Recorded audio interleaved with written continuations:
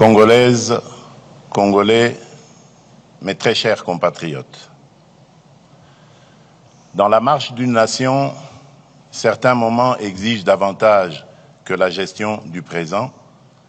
Ils commandent d'envisager l'avenir avec lucidité et de le préparer avec courage. Lorsque les défis mettent à l'épreuve notre unité et notre destin collectif, nous devons savoir transcender nos clivages habituels, rassembler nos forces et transformer l'épreuve en une occasion de renouveau. C'est dans cet esprit de responsabilité, de rassemblement et de confiance en l'avenir que je m'adresse aujourd'hui à la nation.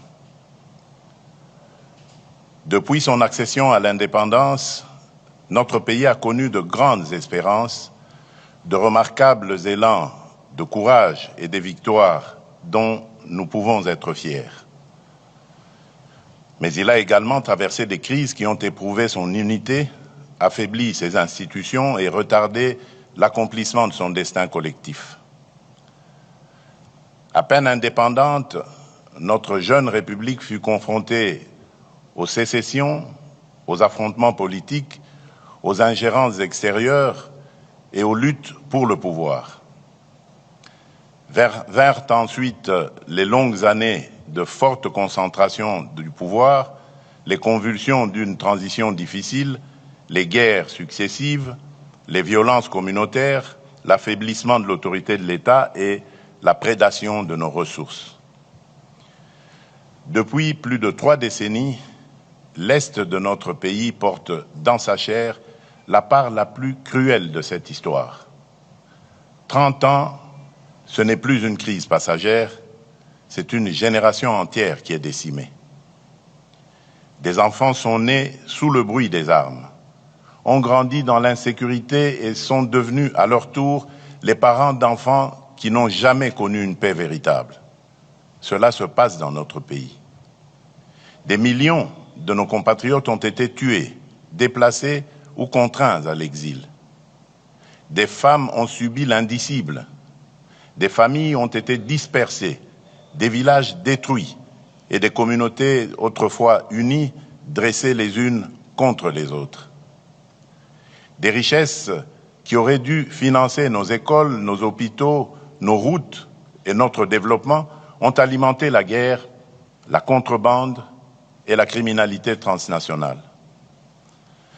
À Goma, Bukavu, Bunagana, Rutshuru, Masisi, Nyiragongo, Lubero, Beni, Djougou, Irumu, Calais, Uvira et dans tant d'autres territoires meurtris, des générations entières ont appris à vivre dans l'incertitude, à fuir dans l'urgence et à rebâtir sans cesse ce que l'agresseur et ses supplétifs venaient de détruire dans leur entreprise meurtrière. Pourtant, hier comme aujourd'hui, notre peuple a toujours résisté. Il a résisté par son courage, par sa foi et par son indéfectible attachement à l'unité nationale, porté par une conviction profondément enracinée, à savoir, malgré les épreuves, nous demeurons une seule nation, unie par une même communauté de destin. Car la République démocratique du Congo n'a jamais cessé de vivre dans le cœur de ses filles et de ses fils. C'est précisément cette fidélité à la République qui, chaque fois que la souveraineté, l'intégrité du territoire, l'unité nationale, la paix civile ou la stabilité des institutions étaient menacées, a conduit les Congolais à se retrouver autour d'une même table. Face aux armes, aux divisions et aux blessures de l'histoire, nous avons toujours su chercher, par la parole, le chemin du compromis. Le dialogue s'est ainsi imposé comme une voie du consensus, de la réconciliation et de la reconstruction nationale. Nous avons connu des tables rondes, des conférences, des concertations, des forums et des négociations. Certains de ces processus ont empêché notre pays de sombrer davantage. D'autres ont permis de restaurer les institutions, d'organiser des transitions, de mettre fin à des affrontements ou de rouvrir la voie démocratique. La Conférence nationale souveraine a porté une puissante aspiration à la démocratisation et à la vérité dans la gestion de l'État. Le dialogue intercongolais de Sun City a contribué à réunifier les institutions après des années de guerre et de partition de fait du territoire national. D'autres rencontres ont permis d'apaiser les tensions et de rapprocher des positions que tout semblait opposer. Ces processus ont produit des accords, des résolutions et des engagements importants.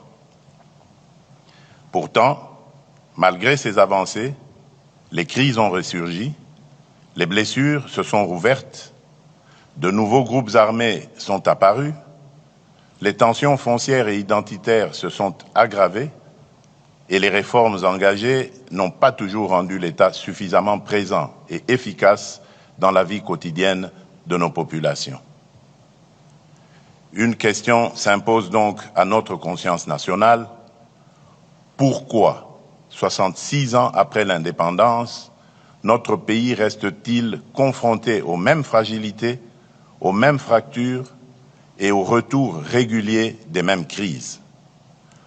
Pourquoi tant d'accords n'ont-ils pas encore produit une paix durable et irréversible?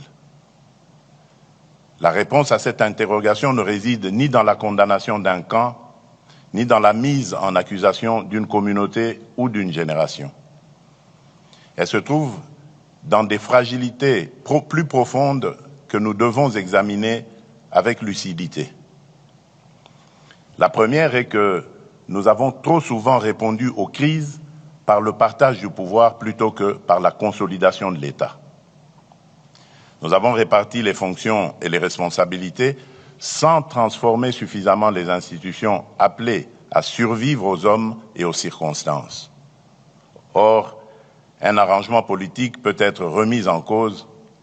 Seule une institution forte, légitime et durable protège la République dans le temps. La deuxième est que nombre de ces processus sont demeurés concentrés entre acteurs politiques dans des espaces éloignés des réalités quotidiennes de nos populations. Le peuple congolais a souvent été appelé à soutenir des conclusions qu'il n'avait pas véritablement contribué à élaborer. Pourtant, aucun accord ne peut durer s'il n'est pas compris, approprié et défendu par la nation elle-même. La troisième est que nos engagements n'ont pas toujours été accompagnés d'une véritable obligation de résultat. Trop souvent, la signature a été confondue avec l'action. Les responsabilités étaient mal définies, les calendriers imprécis, les moyens insuffisamment identifiés et les mécanismes de suivi trop faibles. Ainsi, les promesses ont parfois duré moins longtemps que les crises auxquelles elles devaient mettre fin. À ces insuffisances se sont ajoutées d'autres erreurs. L'urgence de faire taire les armes nous a parfois conduit à différer le traitement de véritables causes qui les faisaient renaître.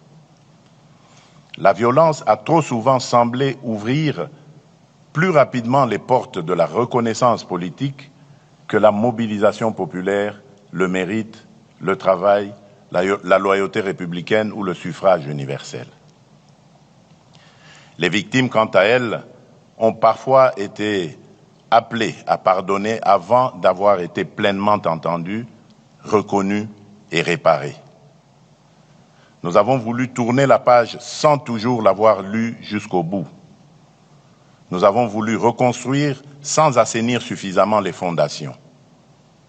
Nous avons voulu réformer l'État sans transformer en profondeur son rapport au territoire, à la justice, à la sécurité, à la responsabilité publique et au service du citoyen. Reconnaître ces insuffisances ne signifie pas condamner le passé. C'est assumer une obligation envers l'avenir. Mes très chers compatriotes, cette exigence de vérité sur nos fragilités internes ne doit prêter à aucune équivoque.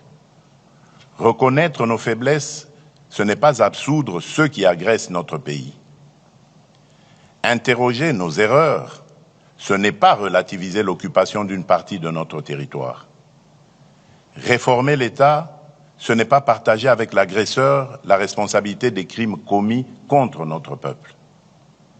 Aucune cause, aucune revendication, aucune blessure, aussi réelle soit-elle, ne peut justifier que l'on ouvre les portes de la maison commune à ceux qui viennent la piller, l'occuper et meurtrir ses enfants.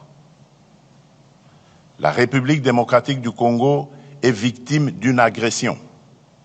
Il ne s'agit ni d'une opinion, ni d'une thèse défendue par Kinshasa, mais d'un constat établi par les instances internationales compétentes et consacré par les résolutions 2773 et 2808 du Conseil de sécurité des Nations unies.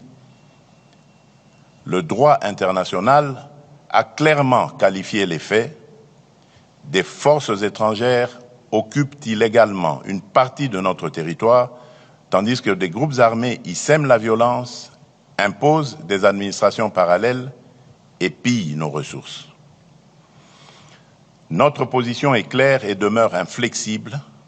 Nous exigeons le retrait complet, effectif et vérifiable de toutes les forces étrangères non invitées. La cessation de tout soutien politique, militaire, financier ou logistique aux groupes armés.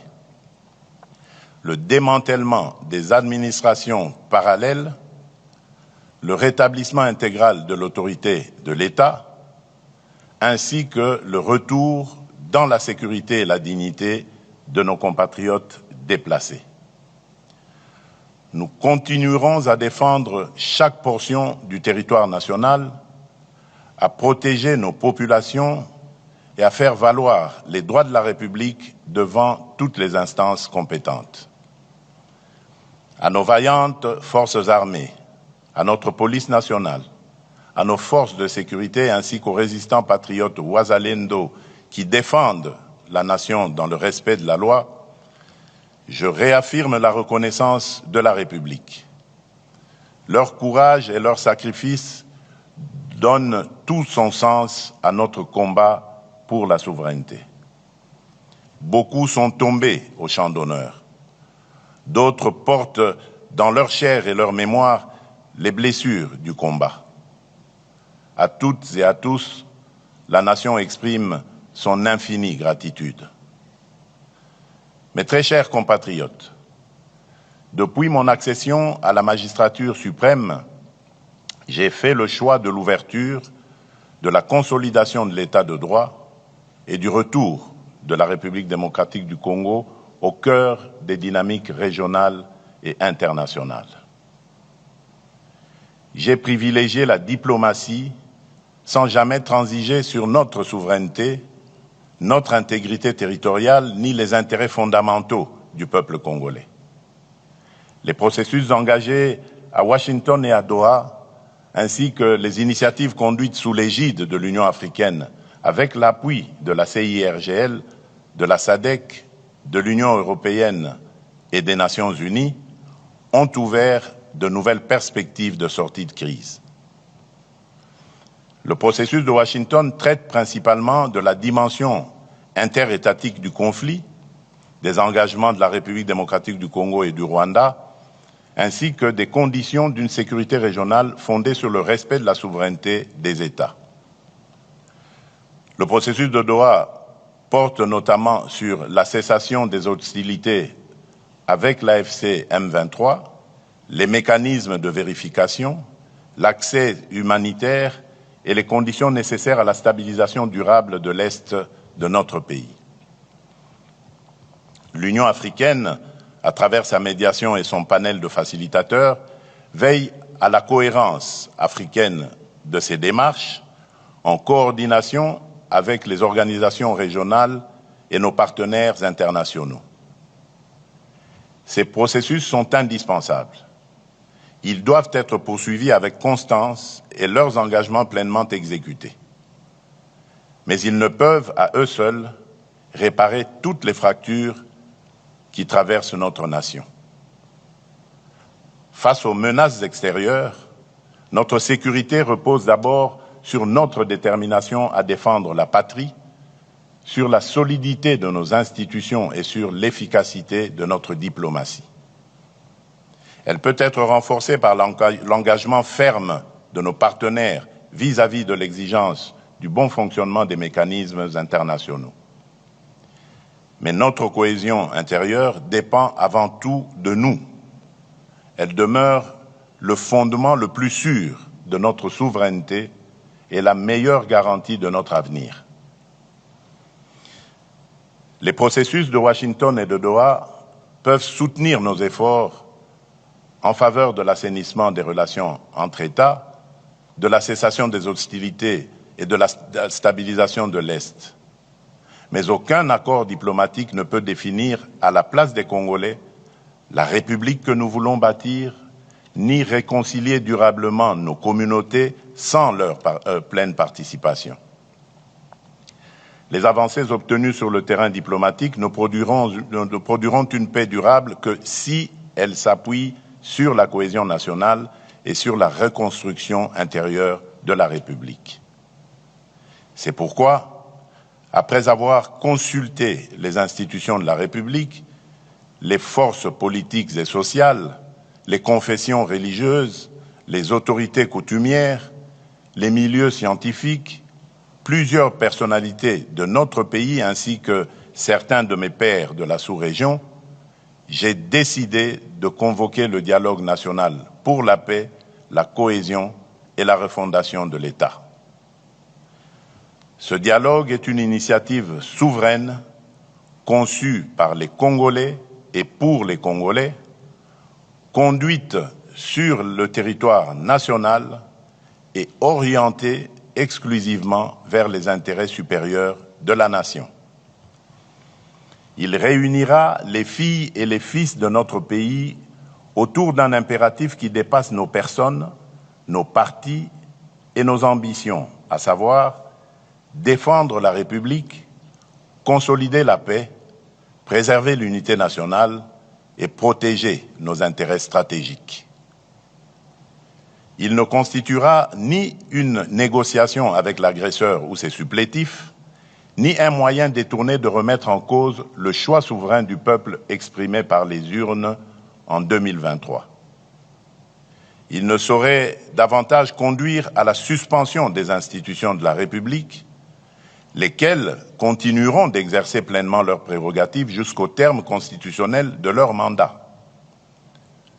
L'ambition de ce dialogue est claire: permettre au peuple congolais de ne plus seulement répondre aux manifestations successives de nos crises, mais d'en traiter enfin les ressorts profonds. Pour y parvenir, nous devons cesser d'envisager l'avenir de la République à travers le seul prisme de nos appartenances politiques, de nos rivalités idéologiques et de nos sensibilités communautaires. L'intérêt supérieur de la nation doit prévaloir sur toute autre considération. La République nous précède, nous dépasse et nous survivra. La cohésion nationale à laquelle nous aspirons ne commande ni l'effacement de nos divergences, ni la renonciation à la pluralité démocratique. Elle se fonde sur le respect des différences et la liberté du débat et se mesure à notre capacité à défendre des projets distincts sans trahir la République, comme à vivre pleinement nos appartenances culturelles, linguistiques, provinciales ou politiques, sans jamais les placer au-dessus de notre commune citoyenneté congolaise. Car si la démocratie nous autorise à nous opposer, la patrie, elle, nous interdit de nous déchirer. Mais très chers compatriotes, ce dialogue national se distinguera d'abord par son ancrage territorial. Il ne commencera pas à Kinshasa, mais au cœur de nos 26 provinces, de nos territoires et de nos communautés. Avant les assises nationales, une vaste consultation politique et technique sera organisée dans chaque province. Des forums préliminaires réuniront au chef-lieu provincial les populations, les autorités locales, les députés nationaux et les sénateurs élus de la province, les représentants des entités territoriales décentralisées et déconcentrées, les partis et regroupements politiques de la majorité et de l'opposition, la société civile, les autorités coutumières, les confessions religieuses, ainsi que les milieux professionnels, économiques, universitaires et scientifiques. Chaque province établira en toute franchise son propre diagnostic. Les causes de l'insécurité, les conflits fonciers et coutumiers, les tensions communautaires, les insuffisances administratives, les inégalités, les obstacles au développement et les réformes jugées nécessaires. La consultation associera également les institutions et services publics nationaux, les entreprises et établissements publics, les organisations des femmes, des jeunes, des travailleurs, des personnes vivant avec handicap et autres personnes vulnérables, les entrepreneurs, les agriculteurs, les enseignants, les chercheurs, les artistes, les professionnels de santé, les acteurs de l'économie informelle ainsi que la diaspora congolaise. Chaque entité consultée formulera ses priorités et ses propositions.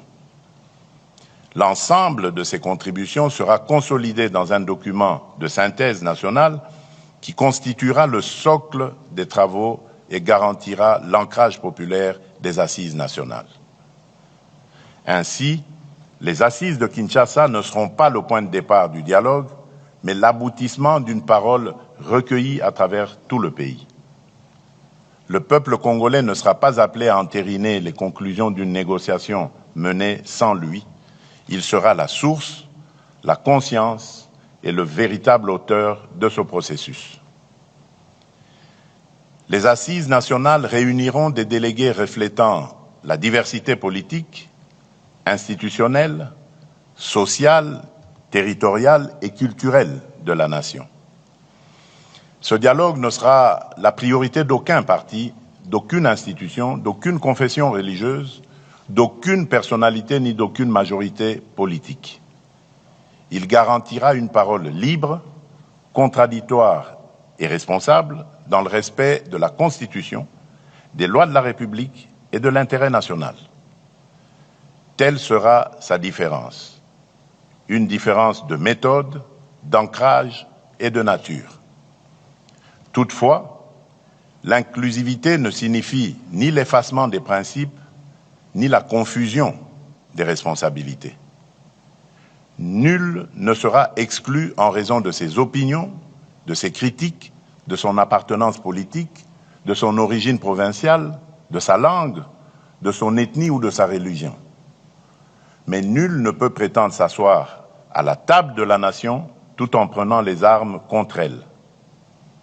Aucune arme ne conférera à son porteur un droit supérieur à celui que le suffrage reconnaît aux citoyens. Aucune conquête militaire ne pourra être convertie en légitimité politique. Aucun mouvement armé ne pourra invoquer l'inclusivité pour imposer par la force ce qu'il n'a pas obtenu par les voies démocratiques. Ne pourront donc pas participer à ce dialogue en qualité de composantes politiques ceux qui, à l'ouverture du processus, combattent par les armes l'ordre constitutionnel, occupent par la force une partie du territoire national, administrent illégalement des entités de la République ou agissent au service d'une puissance étrangère, en l'occurrence le Rwanda. Cette règle ne constitue pas une exclusion fondée sur les personnes, les opinions ou les appartenances.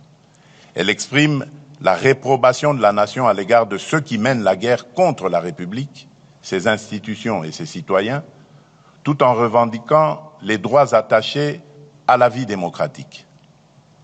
Le processus de Doha demeure le cadre approprié pour traiter avec l'AFC M23 des questions relatives à la cessation des hostilités, au désengagement, au cantonnement, au désarmement et aux autres modalités directement liées au conflit.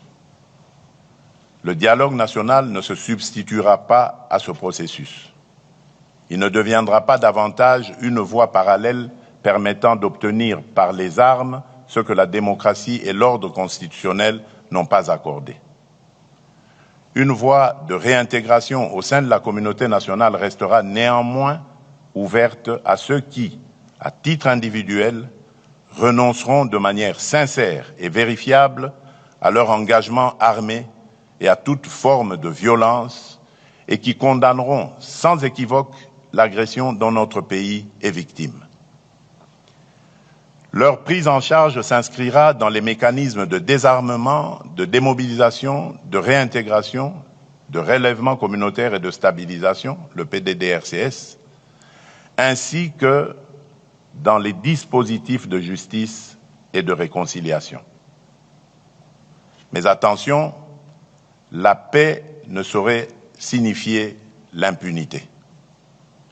Les crimes de guerre, les crimes contre l'humanité, les actes de génocide, les violences sexuelles graves et les autres crimes imprescriptibles ne pourront être effacés par une amnistie générale ni sacrifiés au nom d'un compromis politique. Nous ne construirons pas la réconciliation sur l'oubli. Nous ne laisserons pas davantage la vengeance, la haine ou la peur décider de l'avenir de nos enfants. Notre responsabilité sera de tenir ensemble deux exigences indissociables, ouvrir le chemin de la paix à celles et ceux qui renoncent sincèrement à la violence et garantir la justice à celles et ceux qui en ont été les victimes. Mes très chers compatriotes, afin que ce processus ne demeure pas une simple déclaration d'intention, je prendrai dans les tout prochains jours une ordonnance instituant le comité d'organisation du dialogue national pour la paix, la cohésion nationale et la refondation de l'État. Ce comité sera chargé d'assurer la préparation administrative, matérielle et logistique du dialogue et de veiller à ce que les préalables indispensables à sa bonne tenue soient réunis. À l'issue de ces travaux, il me soumettra un rapport préliminaire présentant ses conclusions et ses recommandations. Sur la base de ce rapport, je signerai une autre ordonnance convoquant le dialogue national.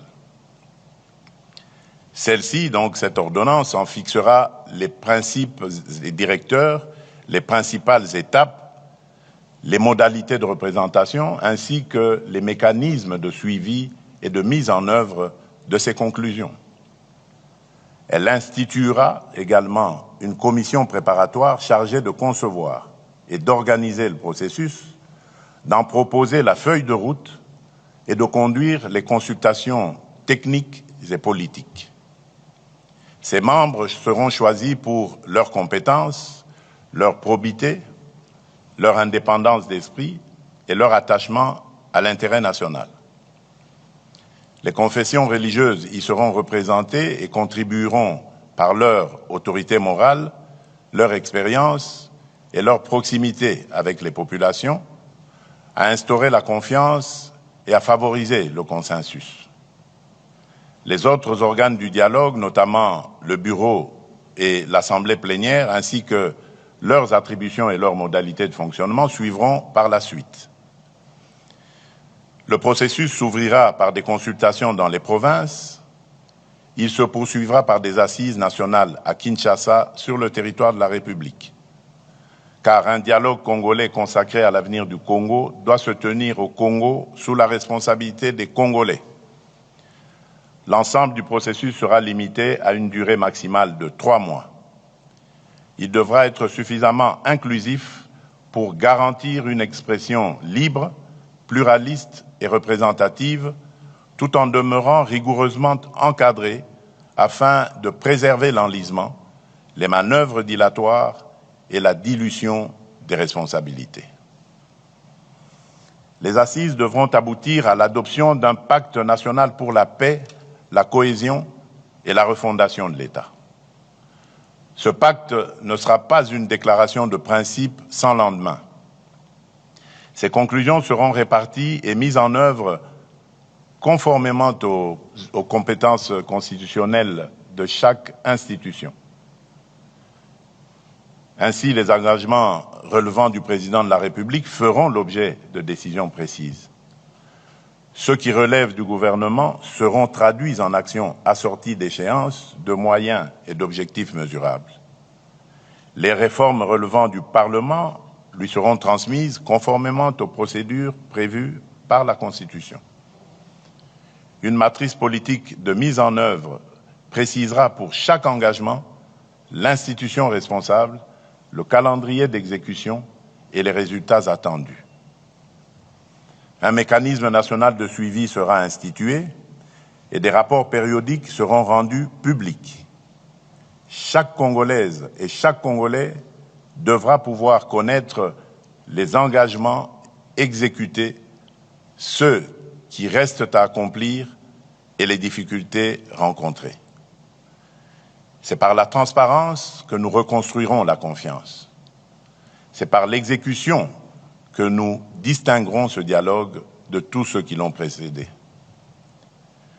Je compte également sur l'engagement des autorités coutumières, de la société civile et de l'ensemble des forces morales et sociales de la nation. Dans cette période décisive, leur ancrage auprès des populations sera essentiel pour contribuer à l'apaisement des tensions, au rapprochement des communautés et à la consolidation de la cohésion nationale. À notre invitation, les partenaires internationaux pourront accompagner la mise en œuvre des engagements nécessitant leur concours, notamment dans les domaines de la paix, de la reconstruction, de la justice transitionnelle, de la réforme du secteur de la sécurité et du développement, et cela dans le strict respect de notre souveraineté et des choix du peuple congolais. Mes très chers compatriotes, un dialogue sincère exige un climat politique serein. À cet effet, je donnerai instruction au gouvernement d'engager, en concertation avec les institutions compétentes et dans le strict respect de la séparation des pouvoirs, la préparation et la mise en œuvre des mesures de confiance et de décrispation politique. Conformes à la législation en vigueur, ces mesures devront préserver l'indépendance de la justice, garantir les droits des victimes et tenir compte des impératifs de sécurité nationale, tout en favorisant un débat apaisé dans lequel chacun pourra défendre ses convictions sans haine, intolérance ni violence. Dans l'esprit de responsabilité et de concorde nationale qui guide cette démarche, je veillerai personnellement à ce que soient réunis dans le strict respect des lois de la République et des exigences de la paix civile les conditions de sécurité et de confiance nécessaires au retour et à la participation de ceux de nos compatriotes que les épreuves de notre histoire récente ont conduit, pour diverses raisons, à se tenir en marge de l'unité nationale. J'en appelle également à ceux qui se sont engagés dans des voies contraires à l'idée nationale, mais qui souhaitent aujourd'hui se ressaisir. Le moment est venu de renouer avec la République et de reprendre pleinement leur place au sein de leur communauté nationale. J'invite enfin chaque acteur politique, social, religieux ou communautaire à accomplir le geste d'apaisement que la nation attend de lui, baisser le ton, renoncer au discours de haine, proscrire tout appel à la violence, préférer l'argument à l'invective et placer en toutes circonstances l'intérêt supérieur de la République au-dessus des intérêts partisans. Congolaises, Congolais, mes très chers compatriotes, l'heure n'est plus aux postures stériles. L'heure n'est plus aux querelles de préséance ni aux fractures entretenues au détriment du peuple. L'heure est au sursaut, à l'unité et à l'action. Au-delà des crises présentes, la démarche que nous engageons nous invite à un choix historique. Voulons-nous leur léguer une République condamnée à subir les crises ou un État capable de les prévenir et de protéger durablement sa population? Voulons-nous leur laisser un territoire immense mais inégalement administré, ou une puissance publique présente dans chaque province jusqu'au dernier village et à la dernière frontière? Voulons-nous une démocratie où chaque compétition politique menace la cohésion nationale, ou une république où les désaccords s'expriment librement sans compromettre la paix civile ni la continuité de l'État? Voulons-nous enfin leur transmettre une économie qui exporte ses richesses tout en maintenant son peuple dans la précarité, ou une économie qui transforme ses ressources, crée des emplois, réduit les inégalités et améliore réellement les conditions de vie? Nous devons bâtir une république où nul n'aura à prendre les armes pour être entendu, où l'appartenance ethnique, provinciale ou sociale ne sera ni un privilège ni un motif d'exclusion, où la justice ne sera pas l'apanage des puissants, où enfin notre diversité ne sera plus instrumentalisée pour nous diviser, mais reconnue comme une richesse et mise au service de l'unité nationale. Nous voulons une République réconciliée avec elle-même, respectée dans la région et capable d'assumer au cœur de l'Afrique le rôle que lui assigne son histoire, sa géographie, son peuple et ses ressources. À la jeunesse congolaise, je veux dire ceci.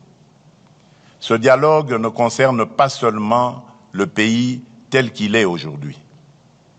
Il engage l'État dont vous hériterez demain. Ne laissez personne décider de votre avenir sans vous. Prenez toute votre place dans ce processus. Portez-y vos idées, vos exigences, votre créativité et votre volonté de transformation.